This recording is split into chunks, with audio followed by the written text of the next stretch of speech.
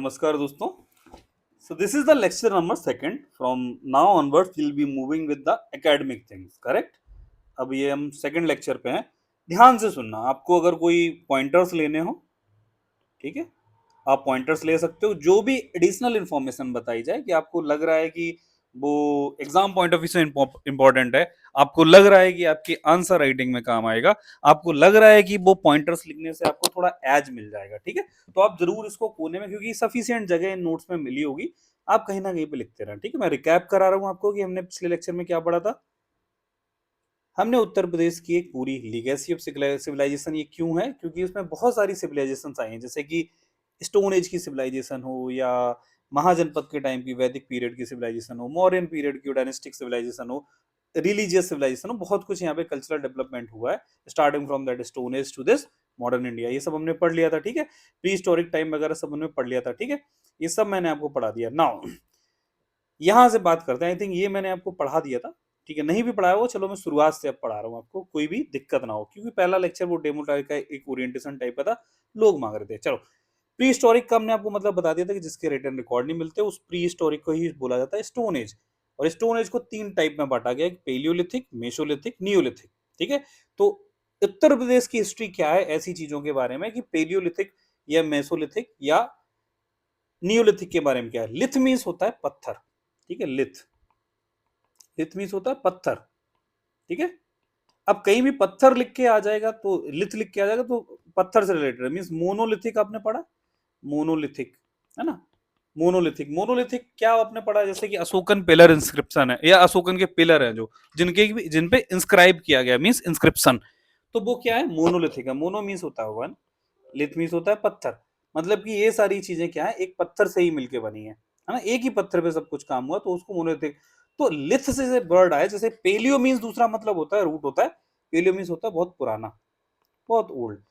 तो लिथ मीन्स पत्थर, तो ऐसी स्टोन एज की बात हो रही है. स्टोन मीन्स पत्थर कि बहुत जो पुराना हो, वहां पे सब पत्थर से ही काम होता था, स्टोन से ही काम होता था, सब कुछ उसी का ही घर बना है, उसी से ही टूल्स बने हैं, तो उस चीज को स्टोन एज बोला गया. और सबसे ज्यादा पुराना ऐसा स्टोन एज, उसको पेलियोलिथिक बोल दिया. पेलियो मीन्स जैसे पेलियो बॉटनी, पेलियो बॉटनी अगर कोई बॉटनी से होगा तो पेलियो बॉटनी का मतलब होता है पुरानी बॉटनी की चीजों को, जो अवशेष वगैरह होते हैं वो सब चीजें हम पढ़ते हैं. ठीक है, समझ में आ गया. तो ये जो भी टाइम पीरियड होता था, उसके टूल्स कैसे होते थे, ठीक है, टूल्स कैसे होते थे, वो सब पत्थर से बनते थे. तो उसी टाइम से उन चीजों को बोला गया एक स्टोन एज है. अगर यही टूल मेटल से बनने लगेंगे तो मेटल एज होगा. अगर मेटल वो आयरन है तो उसको आयरन एज बोल दिया. अगर मेटल वो कॉपर है तो कॉपर एज बोल दिया. ठीक है, जैसे कॉपर एज के अंतर्गत ही आता है Indus valley civilization. Indus valley civilization, Harappa आपने पहले कभी सुना होगा. ये सब चीजें आपके जीएस वन में भी काम आएंगी, मेंस में. ठीक है, वहां पे भी आप जब पढ़ोगे ना, तो ये सब चीजें मैं आपको लिंक कराऊंगा. मैं नहीं तो कोई ना कोई आपको पढ़ा रहा होगा जीएस वन में, है ना, वो पढ़ाएगा.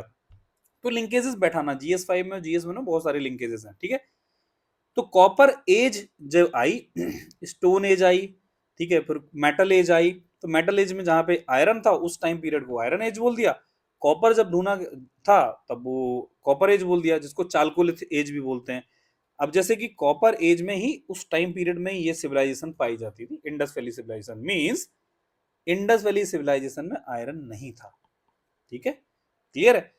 अब ऐसी स्टोन एज की बात कर रहे हैं, वो सब तो बाद में आएगा. तो बहुत पुराना वो हो गया पेलियोलिथिक, मेसोलिथिक थोड़े बीच का, नियोलिथिक मींस नया, मतलब कि थोड़ा लेटेस्ट वाला स्टोन एज. क्लियर है. पेलियोलिथिक मतलब कि पुराना पाषाण काल से, पुराने जमाने से, 2.5 लाख, जो भी 2.5 मिलियन ईयर्स, मतलब कि 25 लाख हो गया, वहां से लेके 10,000 बीसी तक जो भी टाइम पीरियड होगा पेलियोलिथिक का होगा. ठीक है, कैसे चलता है बीसी और एडी, ये जीरो है, यहाँ पे आपका बीसी हो गया. ठीक है, जीरो का मतलब क्राइस्ट का, जो जीसस क्राइस्ट का बर्थ होता है, उसको बोलते हैं जीरो. और ये हो गया एडोडोमनी. ठीक है, एडी बोलते हैं. ठीक है, तो हम पुरानी बात चल रहे हैं, मतलब कि ये लाखों साल पीछे से लेके हम 10,000 तक आ गए हैं, 10 के ईयर तक. ठीक है, अब ये 10 के ईयर जब आ गए ना, तो वहां से पुराना ये सब पेलियोलिथिक हो गया, ये पूरा पीरियड. ठीक है, अब उसमें होता क्या था, वो हम देख लेते हैं जरा. होता उसमें ये था कि नोमाडिक लाइफस्टाइल होती थी। नोमाडिक मीन्स होता है घूमते फिरते रहो, यहाँ से वहां भागते रहो। हंटर गैदरर होते थे, स्टोन टूल्स यूज होते थे, केव्स में रहते थे। ईंटें तो थी नहीं, ब्रिक्स तो थी नहीं, तो ब्रिक्स आए इंडस सिविलाइजेशन में, ठीक है। तो केव्स के अंदर जहां पे भी पहाड़ों के अंदर गुफा मिल गई वहीं रहने लगे। ऐसे कुछ टूल्स यूज करते थे ये लोग, है ना। पेलियोलिथिक में पत्थर वत्थर और बहुत कुछ अजीब से टूल्स यूज होते थे। अब यूपी के स्पेसिफिक क्या है, ये जो मैं कहानी बता रहा था इसको आप GS1 में यूज करोगे, इंडिया के परस्पेक्टिव में था। तो यूपी में क्या क्या था जगह, अब बस ये पूरी कहानी पिक्चर क्लियर है, इससे एक ही क्वेश्चन आएगा, बहुत डिटेलिंग में नहीं जाना, तो समझ लो। ज्यादातर ये वाला जो रीजन मिलेगा आपको प्रयागराज के आसपास, यहाँ पे ही आपको ये सब इंडस वैली, ये जो पुरानी प्री हिस्टोरिक लिथिक और ये जो इंडस वैली सिविलाइजेशन की बहुत सारी चीजें यहाँ मिलेंगी, कहीं ऊपर मिलेंगी कभी कभी। तो ये जो जो स्टोन एज से रिलेटेड सारी चीजें वो सब आपको इस रीजन में देखने को मिलेंगे। पहला क्या है, पेलियोलिथिक देख लेते हैं। बेलन मैली इलाहाबाद रट लो, प्रयागराज के पास है। GR शर्मा एक इलाहाबाद यूनिवर्सिटी के प्रोफेसर थे। उस पे क्या क्या होता था, टूल्स वगैरह यूज होता थे, बोन बोन उसकी चीजें यूज होती थी, मदर गॉडेस वगैरह ये आइडल फाउंड हुई है, ठीक है, नॉर्मल सी चीज है। याद रखो जब हम बात कर रहे हैं स्टोन एज की, ठीक है। अब स्टोन देखो, आपने कहीं अगर आप यूपी से हो तो ये ऐसी गंगा गई है, यमुना भी ऐसे आई है, यहाँ प्रयागराज में आके मिल गई है।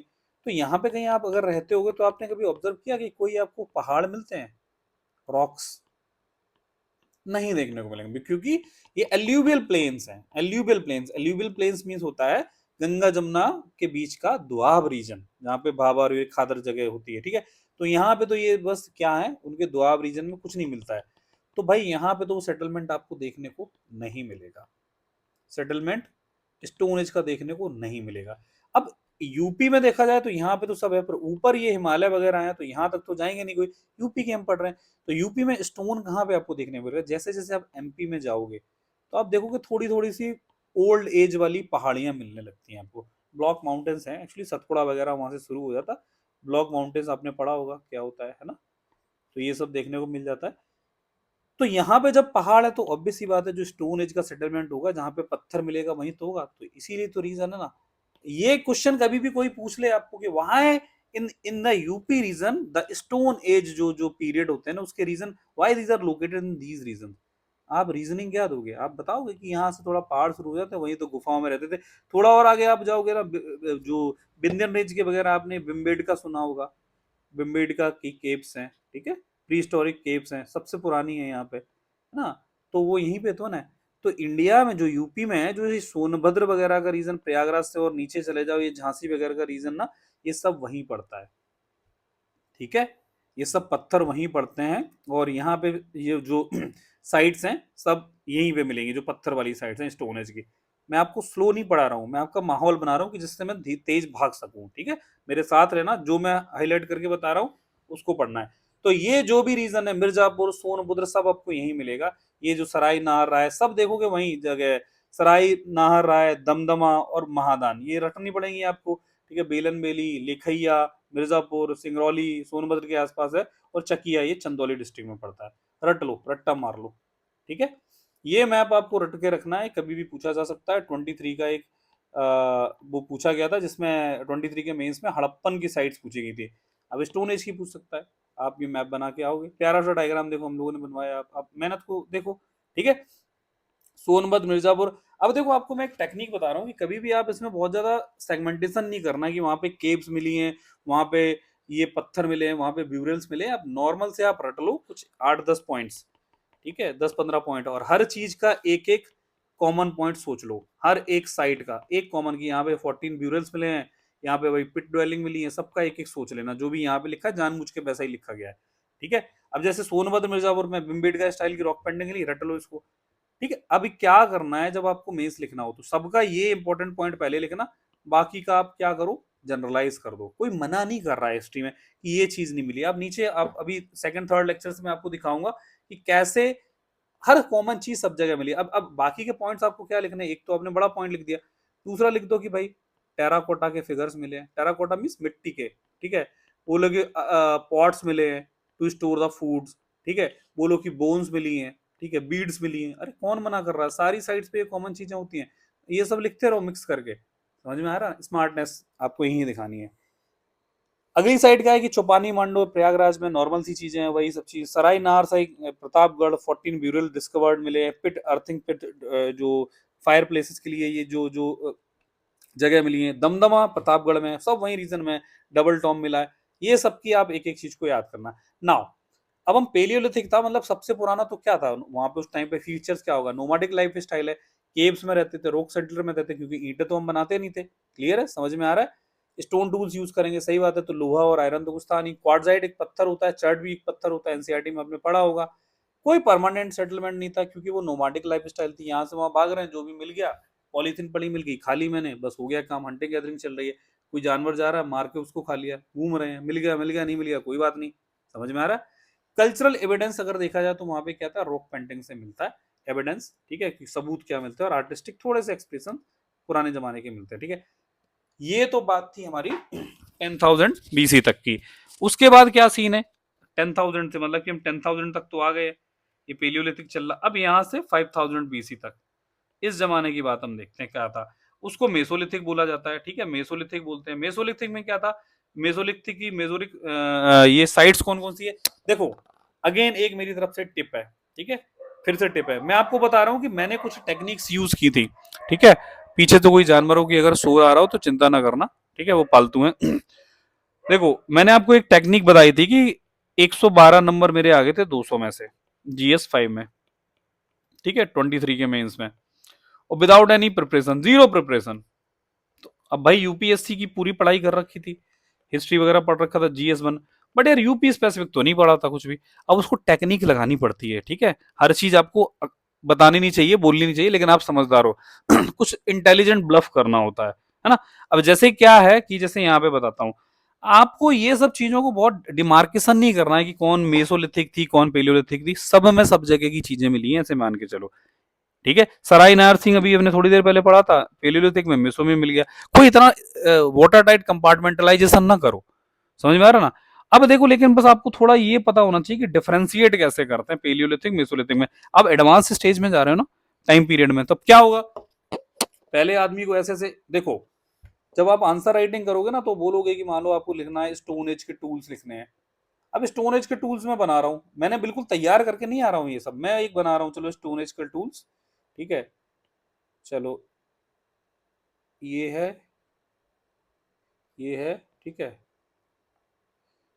ये है, मैं लिख दूंगा फिगर स्टोन एज टूल्स, ये कलाकारी करनी पड़ती है, ठीक है। मैं ड्राइंग बनाना होगा, मान लो स्टोन एज की ड्राइंग बनाऊंगा, तो मैं मतलब कि मैं ऐसे, मतलब मैं अभी बना नहीं पा रहा हूँ, है ना, मैं ऐसी करके ऐसी कुछ ड्राइंग बना दूंगा, बोलूंगा कि स्टोन एज, ऐसे लिखूंगा स्टोन एज लीनियर ड्राइंग्स, कलाकारी तो मैं करूंगा ना कुछ बोल वाल के, लीनियर ड्राइंग्स लिख दिया, ठीक है, लीनियर ड्राइंग्स।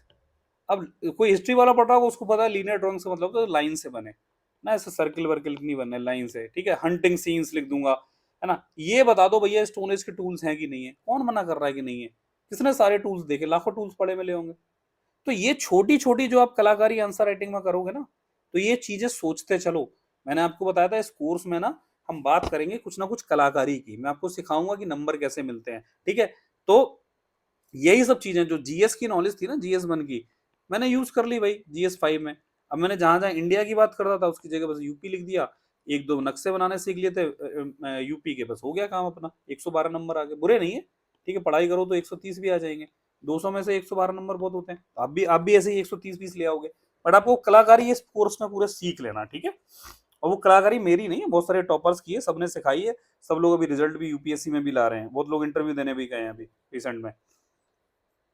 चलो नाउ अब हम एडवांस स्टेज में जा रहे हैं मेसोलिथिक में, फिर से वही चीजें, कुछ वही प्रतापगढ़ की सराय। अब देखो क्या एरो बनाना सीख गए, ठीक है, पहले क्या थे, बड़े बड़े पत्थर थे, वो लिथ थे, अब हम माइक्रोलिथ, थोड़े से छोटे, माइक्रो मीन्स छोटा, माइक्रोलिथ पे आ गए, ठीक है, हंटिंग एडवांसमेंट आ गए, ये कीवर्ड्स हैं, रटते चलो, ठीक है। अर्लीस्ट एविडेंस ऑफ वॉरफेयर, आपस में लड़ने लगे क्योंकि एरो वेरो आगे पिक के मारने लगे एक दूसरे को, ठीक है। चलो दमदमा प्रतापगढ़, फिर से अगेन वही उसी साइड है, सब कुछ उसी रीजन में है, ठीक है। अब क्या करने लगे, अर्लीस्ट एविडेंस मिल रहा है एनिमल डोमेस्टिकेशन का, कैटल गोट्स। पहले हम हंटिंग करते रहते, भागते रहते थे भाई, जानवरों को पकड़ो मार के खा जाओ। अब उन्होंने सोचा जानवर को पकड़ के उसको कुछ खिलाओ और उससे दूध लो, मिल्क लो, ठीक है, मिल्चिंग एनिमल्स थे, ठीक है। सोशल स्ट्रेटिफिकेशन हो गया, थोड़ा सा बंटवारा हो गया, जो स्ट्रेटिफिकेशन मीन्स लेयर्स हो गई, कोई गरीब है कोई अमीर, ठीक है। अगली साइड है महादहा, ये उत्तर प्रदेश, मतलब कि ये भी प्रतापगढ़ में ही है, यहाँ लिखा नहीं होगा। परमानेंट हट्स मिलने लगी, मतलब कि अब एक ही जगह पे रहने लगे हम लोग, ठीक है। तो इससे पता चलता है सीडेंटरी लाइफ स्टाइल, मतलब मजे कर रहे हैं, अब बैठ के आईपीएल देख रहे हैं, क्रिकेट का मैच देख रहे हैं, ठीक है, यही सब चल रहा है, ताश के पत्ते खेल रहे हैं, माइक्रोलिथ ब्लेड्स यूज होने लगे, ठीक है। तो ये सब चीजें जो हैं आपको एक समराइज्ड फॉर्म में स्टेबल में मिली है, इसको थोड़ा सा रिवाइज कर लेना, जो मैंने आपको बताया वही है। मेसोलिथिक मीन्स होता है मिडिल स्टेज का, ठीक है, ये ट्रांजिशन है अर्ली, ऊपर से ये यहाँ से और इसके बीच का एक ट्रांजिशन जोन है। ट्रांजिशन मीन्स, ट्रांस मीन्स होता है दो चीजों के बीच की जगह, जैसे ट्रांसफर होता है ना, जो जो सीख जाए तो सीखते जाओ, ट्रांसफर, ट्रांस कहीं भी लिख के आ जाए तो मतलब कि दो जगहों से मिलता हुआ, जैसे ट्रांसजेंडर भी तो होता है ना, मेल और फीमेल के बीच की चीज ट्रांस होता है, वो ऐसा ही कुछ होता है ना। ट्रांसफर हो गया, ट्रांस कम्युनिकेशन, तो ये ट्रांजिशन की चीज है, ट्रांजिशन मीन्स बीच की चीज, ठीक है। इसकी साइड्स के नाम है, एक बार नजर मार लेना, ठीक है। अब मेसोलिथिक में एक लिखैया करके मिर्जापुर में जगह 17 स्कल्टन मिले हुए हैं, कोई खास चीज नहीं है, ये जो हाईलाइटेड है इसको बस थोड़ा सा एक जॉट डाउन कर लेना, वरना हाईलाइटेड होगा, यही हाईलाइट करके बस उतरा रट्टा मार लेना। पिट ड्वेलिंग मिली हुई है फूड स्टोरेज के लिए, ठीक है, नॉर्मल चीजें चलेंगे। मेसो में हम आ गए, अब मेसोलिथिक के फीचर्स क्या होंगे, ऑब्वियस सी बात है, माइक्रोलिथिक टूल्स यूज होने लगे थे। पहले स्टोन वो बड़े बड़े होते थे, भारी भारी ऐसे ऐसे करके पत्थर, उससे कुचल कुचल के खा रहे हैं हम किसी चीज को, अब हमने पतले कर दे। अब अगर जैसे मान लो मेरे को मेंस में लिखना होगा, मैं लिखूंगा transition from paleolithic to mesolithic, मैं लिखूंगा कि ऐसे लिखूंगा, पेलियोलिथिक में ऐसा मैं टूल बनाऊंगा कोई ऐसा, और मेसोलिथिक का मैं टूल बनाऊंगा ऐसा, ठीक है। ये देखो माइक्रोलिथ है, और ये मैं बोलूंगा कि बिगर स्टोन इज यूज्ड, और ये शार्पेंड है, ये लिखा है ना शार्पेंड ऑब्जेक्ट, ठीक है। मना कौन कर रहा है कि भाई ये नहीं है, बस बट एक नंबर आधा नंबर तो आदमी मेरे को दे देगा, समझ में आया। तो ये कलाकारी सीखते चलना, जो जो बता रहा हूँ। इसमें अर्ली एग्रीकल्चर, मतलब कि डोमेस्टिकेशन होने लगा था, अब हम मार के जानवर को नहीं खा रहे थे, हम सीरियल, मतलब कि जो डेली खाने वाले गेहूं वेहूं उगाने लगे, एनिमल्स को हम डोमेस्टिकेट करने लगे मारने की बजाय, ठीक है। ब्यूरल कस्टम्स, वही स्ट्रेटिफिकेशन, जो रिचुअल्स आ गए, रिचुअल्स जहां जहां भी बंटवारा सोसाइटी में होगा, ठीक है, बंटवारा होगा सोसाइटी में, तो वही होगा कि ब्राह्मण, क्षत्रिय, वैश्य, शूद्र, इन सब चीजों की आ जाएगी। ब्राह्मण बोलेगा कि मुझे रिचुअल्स पसंद है, मुझे रिचुअल्स आते हैं, मुझे यज्ञ करना ये सब आता है, मैं पंडितवाद हूँ, पूजा करता हूँ, ठीक है। शूद्र, तुम कुछ नहीं हो, तुम कुछ नहीं हो। तो ये सब जहां से कुरीतियां सिस्टम में आ गई, मतलब caste system, caste system is nothing but एक कुरीति है, बेकार चीज है, बिल्कुल बेकार चीज है ना, नहीं होना चाहिए। अब ये किसके दम पे आती है, बोलेगा कि मेरे को नॉलेज है, नॉलेज है, तुम्हारे पास नॉलेज नहीं है, मुझे पता है कि क्या चीज कैसे करते हैं, उसी चीज को बोलते हैं रिचुअल। इसीलिए पूजा के लिए एक ब्राह्मण को बुलाया जाता है, क्योंकि उसने पहले से अपनी सिद्धि बोल रखा है कि ये करूंगा तो मैं ही करूंगा। तो तो रिचुअलिस्टिक लाइफ स्टाइल आ गई तो बस ठीक है, उन्होंने बोला कि हमारे आदमी मर जाएगा तो हम अलग हिसाब से जलाएंगे, अलग हिसाब से दफनाएंगे, तो ब्यूरल कस्टम्स। अब केवल ब्यूरल कस्टम्स की बात क्यों कर रहे हो, उस टाइम हो सकता था वो अपने अपने रेस्टोरेंट भी चेंज कर लें कि आप यहाँ खाओगे, तो इसकी बात क्यों नहीं लिखी है, क्योंकि रेस्टोरेंट मिले ही नहीं है ना। ब्यूरल कस्टम्स पता चलता है कि हाँ भाई वही सोसाइटल स्ट्रेटिफिकेशन था, करेक्ट है। सेमी परमानेंट सेटलमेंट हो गया, क्लियर है। अब आ जाओ नियोलिथिक पीरियड में, नियोलिथिक पीरियड मतलब 5000 से 2500 बीसी, ठीक है। 2500 बीसी में वही डोमेस्टिकेशन ऑफ एनिमल और नया हो जाएगा, कोलदेवा करके है, प्रयागराज में जगह है, वहां पे ओल्डेस्ट एविडेंस कल्टीवेशन मिल रहा है। नॉर्मल चीजें एकदम से दिल पे लेके कि सबका रट्टा कैसे मारूं, ये नहीं सोचना, एक जनरल कहानी लिखनी आपको आना चाहिए, कोई भी 5 साइड आपको याद आ गई दैट इज सफिशिएंट। महागरा, महान है मतलब महागरा, मतलब कि नया है, महान है, बिलन बिली, वही सब प्रयागराज टाइप ही मिलेंगे। लहुरा देव, ठीक है, पंचोह, ठीक है, ये सब वही जगह, संत कबीर नगर में लहुरा देव है, ठीक है। ऐसे सोचो कबीर जी जब मर गए तो लहू लुहान हो गए, तो लहुरा देव याद रखना, कबीर नगर में, संत कबीर नगर में। वही एग्रीकल्चर एडवांसमेंट सब। न्यूलिथिक में नई चीजें क्या आ जाएंगी, एग्रीकल्चर हो गया, डोमेस्टिकेशन हो गया, पॉटरी, अब बर्तन बनाने लगे, पहले तो ऐसे नदी पे जाके पानी पियाते थे, सेटल्ड कम्युनिटीज हो गई, सब अपने हाउस हाउस सब रहने लगे। समझ में आ गया, ये चीज समझ में आ गई, पूरा आपको स्टोन एज थोड़ा यूपी की कहानी समझ में आ गई होगी मेरे हिसाब से। अब आपको पूरे दिमाग में आप आंसर में कुछ तो लिख सकते हो, नहीं भी लिख पाओ तो ये रहे आपके कीवर्ड्स, ठीक है, कीवर्ड्स, इसको रटो, ठीक है। गंगा यमुना के बीच में था, तो गंगा यमुना दोबाब नेक्सस, इसका मतलब क्या होता है, the fertile land between Ganga and Yamuna, ये सब आपको रटना पड़ेगा, और आपको कहीं भी आंसर में यूज करना है। कैसे करना है, जैसे आपको एक क्रेडल ऑफ इंडियन सिविलाइजेशन बहुत जगह यूज देखने को मिलेगा, इसका वर्ड मैंने बहुत जगह इसको लिखा भी है, लिखवाया भी है ना। तो इस नोट्स में मिलेगा, क्यों, क्रेडल का मतलब होता है पालना, उसमें हर चीज पल रही है। इंडियन सिविलाइजेशन, जब भी आपको बुद्धिज्म की बारी आएगी आपको लिखा मिलेगा ये क्रेडल।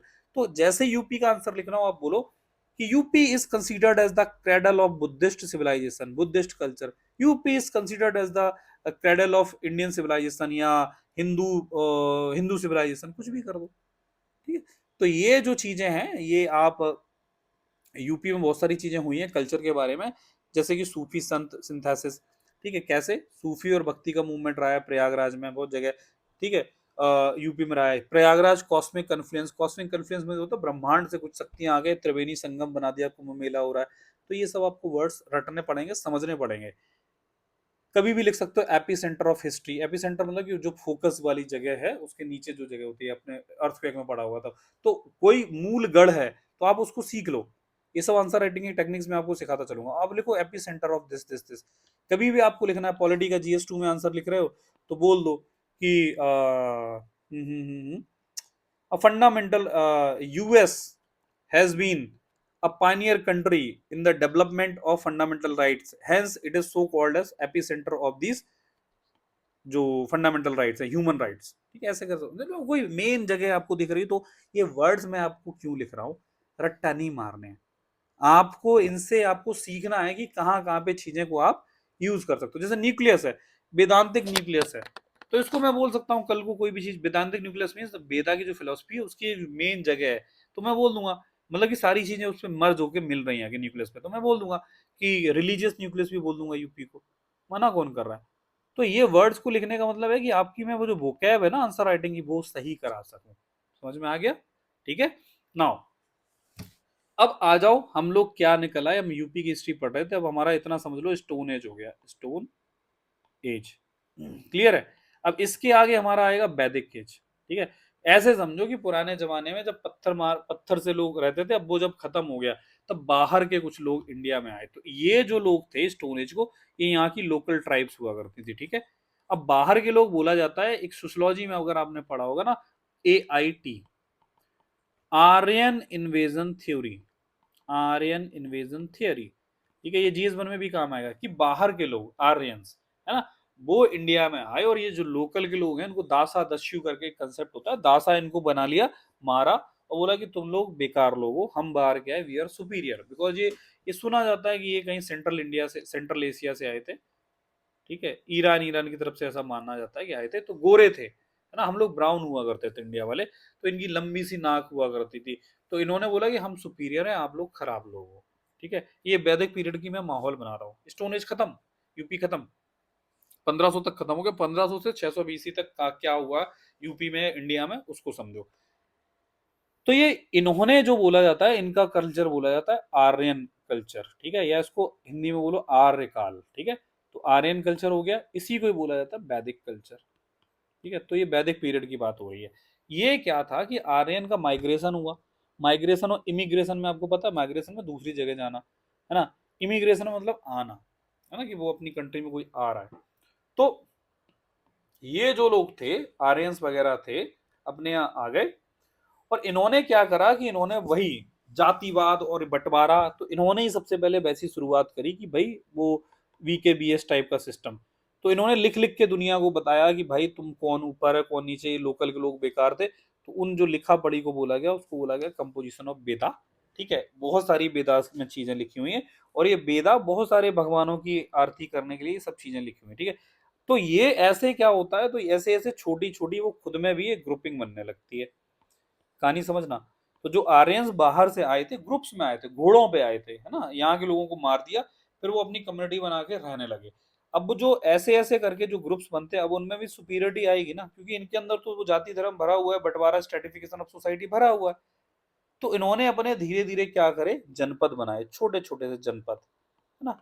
अब जनपदों को मिला के एक बन गया एक महाजनपद, है ना, महाजनपद। तो ऐसे महाजनपद कितने हुए, 16 हुए। तो उन 16 महाजनपदों को एक बोला जाता है किंगडम, एक एक किंगडम बोला गया। अब वो किंगडम क्या करती थी, आपस में वर्चस्व के लिए लड़ाई करती रहती थी। तो उत्तर प्रदेश में भी ऐसे कुछ किंगडम थे, पूरे इंडिया में 16 थे, तो यूपी में 16 में से वो 8 तो यूपी में ही थे। समझ में आ गया। तो वैदिक पीरियड में ये वेदा में ये सब चीजें लिखी हुई हैं, वैदिक लिटरेचर थोड़ा नहीं है बहुत कुछ है, ठीक है। तो उसमें देखो क्या बताया गया यूपी के बारे में, वैदिक पीरियड में क्या क्या चीजें सुनने को मिलती हैं। बैकग्राउंड मैंने आपको बता दिया कि आर्यन कल्चर क्या था, है ना। यूपी को ये जो वैदिक पीरियड में जो टेक्स्ट हैं उसमें बोला गया है कि UP is so called Aryavarta. क्यों? बिकॉज यहाँ पे आर्यंस आए थे। ठीक है, आर्यवर्त बोला जाता है। ऋग्वैदिक में मेंशन किया गया कि यूपी के बारे में भी, ठीक है, सब जगह एग्रीकल्चर एक्सपेंशन करते गए जो बाहर के लोग आए थे ना, तो वो उनके पास क्या था, आयरन था, आयरन। तो आयरन के प्लॉ बनाते थे, तो भाई पहले लकड़ी के प्लॉ हुआ करते थे तो खोदने में दिक्कत होती थी, जुताई वगैरह जो होती है ना, तो ये लोहे से करते थे, तो भाई एग्रीकल्चर तो अच्छा खासा हो जाएगा। तो ये सब फीचर्स हैं वैदिक पीरियड में जो यूपी में हुए। अर्बनाइजेशन हो जाता है यूपी में। अर्बनाइजेशन अगर कभी आपको इंडिया में कभी दिखाना हो ना, ये थोड़ा सा डीपर चीज में बता रहा हूँ, खैर अभी ना सुनो, बस इतना सुन लो कि अर्बनाइजेशन का सीन ये हुआ है। ये मान लो यहाँ पे कुछ ऐसा मान लो कि इंडस वैली सिविलाइजेशन था, ठीक है, यहाँ से अर्बनाइजेशन फैला है, ठीक है, जो पहले होता था, लेकिन शुरुआत इंडस वैली में मान लो या वैदिक पीरियड में मान लो, अर्बनाइजेशन ऐसे ही फैलेगा जो गंगा का धार है वैसे ही। ठीक है, तो this is the flow of urbanization in India. तो अर्बनाइजेशन बिगिन हो जाता है इस टाइम पे। जो पीक पे अर्बनाइजेशन आएगा वो इंडस वैली सिविलाइजेशन में आएगा। इंडस वैली सिविलाइजेशन बाद में आएगी, पहले वैदिक पीरियड आएगा, stone age then Vedic period then Indus valley civilization, ये सब सीक्वेंस है। ठीक है, चलो, अर्बनाइजेशन होता है तो जो भी किंगडम होती है उनकी राजधानियां होती हैं, जैसे कौशाला, काशी, ये सब इसमें बड़े बड़े सेंटर बनने लगते हैं। गंगा यमुना दोआब होता है, वहां पे फर्टाइल लैंड होती है, तो चीजें ज्यादा पैदा होती है, तो उसका ट्रेड भी शुरू हो जाता है। ठीक है, तो ये सब कहानी चली आ रही है वैदिक पीरियड में। अब जो मैंने 16 महाजनपद बताए, तो वो इंडिया में, ये यूपी में कैसे होते हैं? इंडिया में जो 16 महाजनपद होते हैं, जिनको सोडस महाजनपद बोलते हैं, ये गंगटक प्लेन में फैले हुए थे। ठीक है, गंगटक उनको महाजनपद बोला जाता था। उसमें से 8 तो यूपी में थे। तो इसको जूम कर करके मैं आपको 16 दिखा रहा हूँ, बस आपको हल्का फुल्का समझ में आ जाए, यूपी वाले याद रखना, जीएस वन में भी काम आएगा, मैं बता रहा हूँ आपको, है ना। देखो, ये गांधार, कुरु, पंचाला, इस इमेज को पढ़ोगे तो ये सब क्या है, महाजनपद है। अब ये यूपी वाला रीजन तो ये, तो यहाँ पे ऐसे टोटल 8 थे, उनके बारे में जरा आपको डिटेल समझनी पड़ेगी। ठीक है, तो वही है कि टेरिटोरियल डिस्प्यूट होने की वजह से ये सब होता रहता था। लेकिन क्या था कि यहाँ पे जो भी वर्चस्व चला आ रहा था, ये जो आर्यन का जो सीन था, है ना, आर्यन कल्चर। आर्यन कल्चर आप देखोगे ज्यादातर आपको रिचुअलिस्टिक दिखेगा। वैदिक वैदिक पीरियड हो गया, वेदा में क्या है, बहुत सारे रिचुअल्स हैं, दुनिया भर के रिचुअल। अगर आप बोल रहे हो कि अगर आपने ये नहीं किया तो ये हो जाएगा, ऐसा करोगे तो वो हो जाएगा, जब तक आपने 11 रुपए यहाँ पे नहीं चढ़ाए तब तक आपके पेट का दर्द सही नहीं होगा, अगर आपने 2,000 रुपए मुझे नहीं दिए तो आपका एग्जाम नहीं है, ऐसा ऐसा हो जाएगा। तो ये सब डर था, तो फियर वॉज कमोडिफाइड देयर, करेक्ट। अब ये कुछ भी थे, वो तो भाई बीकेवीएस सिस्टम बटा हुआ था, ब्राह्मण, क्षत्रिय, वैश्य, शूद्र, इन तीनों को कोई भी दिक्कत होती तो ब्राह्मण अपना लेके आ जाता था कि भाई तुम ये करो तो फिर ये हो जाएगा, है ना। तो उसको रिचुअल्स बोलते थे, यज्ञ। तो इससे क्या होता है, उस जमाने में लोगों को दिक्कत होने लगती है, तो ऐसे कुछ हेट्रोडॉक्स, ये ऑर्थोडॉक्स सिस्टम चला आ रहा था। ऑर्थोडॉक्स मीन्स पुराना, ऑर्थोडॉक्स सिस्टम चला आ रहा था। अब इसको मना करने के लिए कुछ लोगों का जन्म होता है, तो ये 6th सेंचुरी के आसपास का टाइम था, जब कुछ लोग पैदा होते हैं, उन्हीं में से कुछ लोग होते हैं, एक महावीरा और एक होते हैं बुद्धा। ठीक है, तो ये होता है, उससे शुरुआत हो जाती है rice of Buddhism and Jainism. ये लोग मना करते हैं कि भाई ये सब चल रहा है, तो ये वैदिक प्रैक्टिसेस को, जो रिचुअलिस्टिक प्रैक्टिसेस तो उनको ये कंडेम करते हैं, बोलते हैं ये सब खराब चीजें। तो यहां से फिर राइज ऑफ बुद्धिज्म जैनिज्म की शुरुआत हो जाती है। लिस्ट ऑफ महाजनपद, जो 16 महाजनपद होते थे, ठीक है, उसमें से 8 जो है, they are located in current time Uttar Pradesh. कौन कौन से है? कुरु, कुरु से नाम से लग रहा है कि कुरुक्षेत्र के आसपास होगा, कुरुक्षेत्र हरियाणा और ये दिल्ली के आसपास की जगह है ना, ये मेरठ दिल्ली के बीच की जगह है। ये हुआ करता था, यहाँ पे कुरु डायनेस्टी होती थी। खास नहीं है, आपको क्या क्या करना है इसमें, बस ये जो जो हाईलाइटेड है, बस वो देखो। मोनार्की होती थी, मोनार्की में एक लोग का रूल चलता था, एक ट्राइब का। ठीक है, वैदिक किंगडम था, कुरु डायनेस्टी से बस इतना पढ़ना है। कोशाला, और इसकी कैपिटल जरूर देख लेना, कुरु की कैपिटल हुआ करती थी इंद्रप्रस्थ, ये सब दिल्ली के आसपास की जगह। ठीक है, लिखा है कैपिटल। कोशाला महाजनपद क्या होता था, देखो कोशाला से ऐसा नहीं लग रहा कौशल्या मैया, तो माता जी का कुछ नाम है ना, तो ये ऐसे यार को, Saraswati was the capital, Saraswati means Shravasti, Ayodhya Shravasti इसकी कैपिटल होती थी। अवध रीजन ऑफ उत्तर प्रदेश, बस इतना ही जो हाईलाइटेड है, बस उतना पढ़ना है आपको, जो मैं बोल रहा हूँ रीजन है कुछ। ठीक है, समझ रहे हो ना। अब ये किंगडम जो होती थी, वहां पे साक्य एक क्लैन हुआ करता था, मतलब एक ग्रुप। ठीक है, साक्य रिपब्लिक। तो दो टाइप के लोग हुआ करते थे, मतलब ये जो जितनी भी ये जो किंगडम थी ना, ये एक एक होती थी रिपब्लिक और एक होती थी मोनार्क। मोनार्क मीन्स एक का ही रूल होता था, रिपब्लिक मीन्स उसको पूरा जो स्टेट है उसको रूल करेंगे कुछ ग्रुप ऑफ पीपल, मान लो एक ग्रुप ये करेगा ये करेगा, उन्हीं में से एक ग्रुप हुआ करता था शाक्य क्लैन। तो ऐसा ही एक शाक्य क्लैन था, उसी से ही एक निकल के आए थे गौतम बुद्धा। ठीक है, आपको याद रहना चाहिए हल्का फुल्का की जो कौशाला है मतलब अयोध्या वगैरह के आसपास का रीजन अवध रीजन में हुआ करता था। ठीक है, एक डोमिनेंट एक पॉलिटिकल पावर थी, वहीं से गौतम बुद्धा निकल के आए। ये लंबे पैदा हुए थे, ऐसा याद, लंबे तो लंबनी लुम्बिनी। ठीक है, लुम्बिनी में पैदा हुए थे, बस इतना याद रखो, लुम्बिनी करके जगह थी। ठीक है, चलो समझ में आ गया। तो ये लोग क्या करते थे, इस रीजन में ही ये गौतम बुद्धा और जैनिज्म बड़ा फेमस होता था, ये जो कौशाला महाजन पता था। अगला क्या था, पंचाला। तो कुरु पंचाला आपको मैप पे मैं दिखा देता हूँ, जब भी आपको बनाना हो ना तो ऐसे आप याद रखना। यहां से आपको दिखाता हूँ, देखो ऐसे चलना है। कभी भी मैप बनाओ तो कुरु, पंचाला, कोशाला, मल्ला, बज्जी, ये काशी, बस इतने आप ऐसे याद रखना। ठीक है, बस बस ये आप दर्शा दोगे मैप पे तो बस बहुत कुछ समझ में आ जाएगा सामने वाले को। कुरु, पंचाला, पंचाला मतलब ये बरेली बदायूं ऊपर से नीचे आ रहे हैं ना, जैसे हम ऐसे यूपी का, मान लो यूपी का मैप आपको बनाना आना चाहिए। देखो मैं बना के देखो ट्राई कर रहा हूँ, अगर आप बना पाते हो तो बनाने का ट्राई करना। देखो ऐसे मैं बना रहा हूँ। ठीक है, मैं बना रहा हूँ देखो।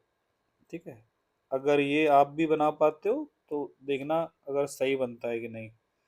ठीक है, ऐसे ऐसे करके ठीक है, लगभग ऐसा ऐसा बनता है, तो आपको कुरु पंचाला ऐसे करके आप मैप पे दिखा सकते हो। ठीक है, तो ये जब कुरु जब यहाँ पे नॉर्थ में है तो पंचाला यहाँ पे, तो ऐसे करके गंगा जा रही है ना, तो कुरु तो यहाँ पे होगा दिल्ली और ये कुरुक्षेत्र के आसपास। पंचाला मीन्स ये बरेली वगैरह वगैरह का है। मैप थोड़ा आप समझ लेना। ठीक है, ये कहाँ कहाँ पे होती है, तो बरेली बदायूं फरुखाबाद ये सब गंगा के किनारे के आसपास की जगह है। थोड़ा सा अहिछत्र पंचाला की क्या है, देखो टेक्निक, चलो मैं सबकी आपको बताता चलता हूँ।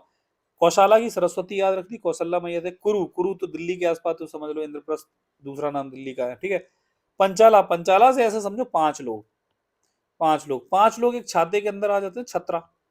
ठीक है, तो बस याद रख लो बस। ठीक है, ये कैपिटल होगी, रिपब्लिकन सिस्टम था, ये जो हाईलाइटेड है बस उतना ही याद रखना। ठीक है, द्रौपदी जो जो थी वो यहीं से रिलेटेड थी, सुरासेना महाजनपद, मथुरा कैपिटल हुआ करती थी। नॉर्मल सी चीज है। ठीक है, ज्यादा नहीं रटना है, जो जितना बताया था बस उतना ही, बस इसके सामने आपको एक एक पॉइंट लिखना होगा।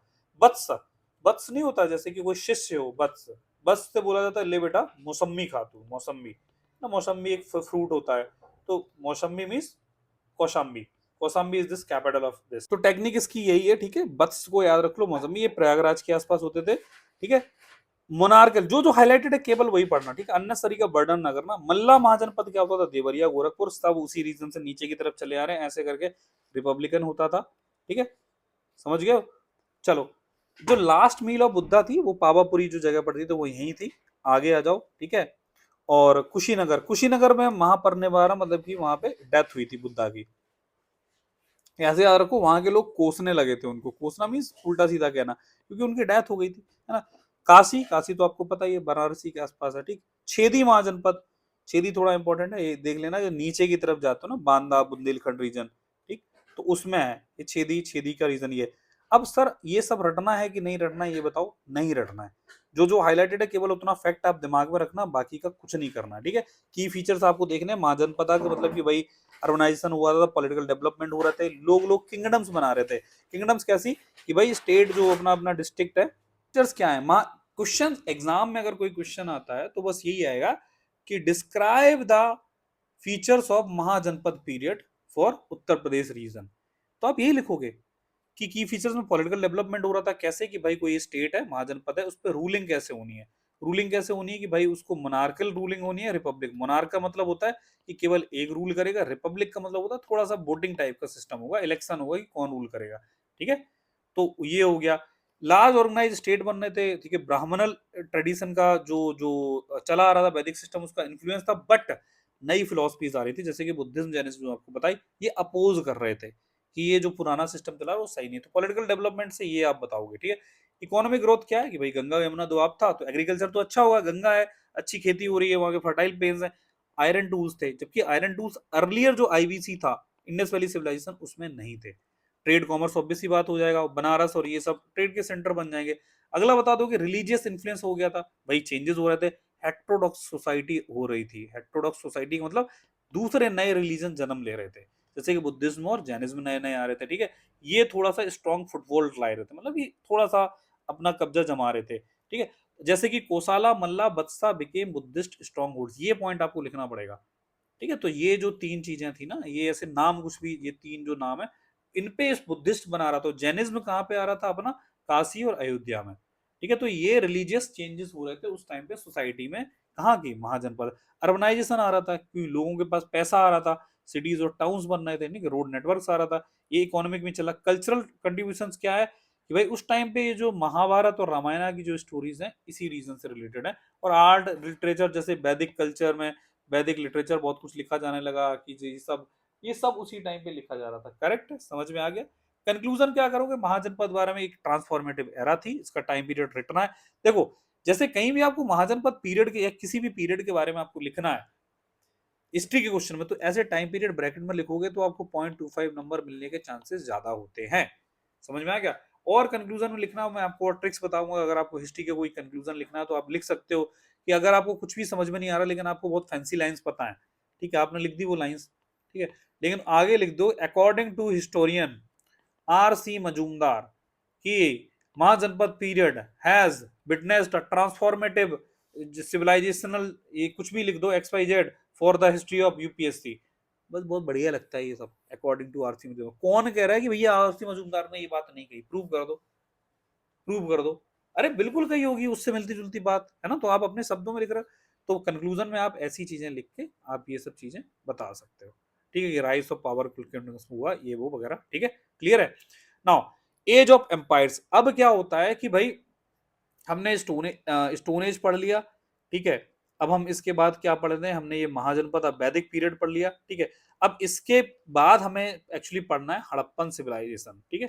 हड़प्पन सिविलाइजेशन हमें पढ़ना, जो हम पढ़ेंगे। लेकिन थोड़ी सी मैं कुछ चीजें बता दूं, कुछ कुछ पॉइंट्स जैसे कि ये जैसे ब्रैकेट में लिखे ना, ये मैंने करंट अफेयर के कुछ ना कुछ डलवाए हैं। जैसे 23 में क्या हुआ कि राजघाट बनारस में क्या मिला है, ASI archaeological survey of India ने कुछ ऐसी चीजें निकाली हैं जो वैदिक चीज से रिलेटेड है, ठीक है। तो उससे क्या बता रहे हैं कि बनारस में भी ये सब चीजें मिली कि भाई बनारस एक बहुत ऐसी इनहेबिटेड सिटी थी जो वैदिक टाइम से है, ठीक। बस आपको क्या चीज है, इससे आपको कुछ प्रूव नहीं करना है। इससे वो है कि भाई आपने बनाई है खीर और उस पे के ऊपर डालनी है आपको इलायची, ठीक है, इलायची। समझ में आ गया। तो ये वही है कि आदमी को लगेगा कि हाँ भाई रिसेंट एक्सपीरियंस है, लड़के को नॉलेज तो है, आदमी को नॉलेज तो है, लड़की को भी नॉलेज है, नो डाउट, ठीक है। तो ये सब चीजें आपको समझ में आना चाहिए कि भाई मुझे जब भी कंक्लूड करना है या कुछ भी एक पॉइंट बीच में लिखना है तो करंट अफेयर का टच दे दो, पूरा नहीं लगता है। ये हमारा मुद्दा क्या है इस कोर्स में, क्या है, देखो मार्केट में 50 रिसोर्स पड़े हैं, सब लोग वही घिसा पिटा कंटेंट लिखे। हमारा मुद्दा है कि भाई सबको चार चार चार मिल रहा है तो वहां पे मुझे 5 मिल जाए नंबर, बात खत्म, अपना बात खत्म। समझ में आ रही है। तो ये जो आंसर राइटिंग की टिप्स हैं जो मैं बीच बीच में देता रहा हूँ उसको समझते रहना, ठीक है। कोई हीरोपंती में नहीं बता रहा हूँ, बट ये इफेक्टिव चीजें हैं, ये काम करती हैं, ठीक है। चलो, ऐसे ही जैसे कि अब क्या है कि अब हम वैदिक पीरियड पढ़ेंगे। हमने स्टोन एज पढ़ लिया, फिर हमने हमने फिर पढ़ा आर्यन कल्चर, आर्यन का मतलब वैदिक कल्चर।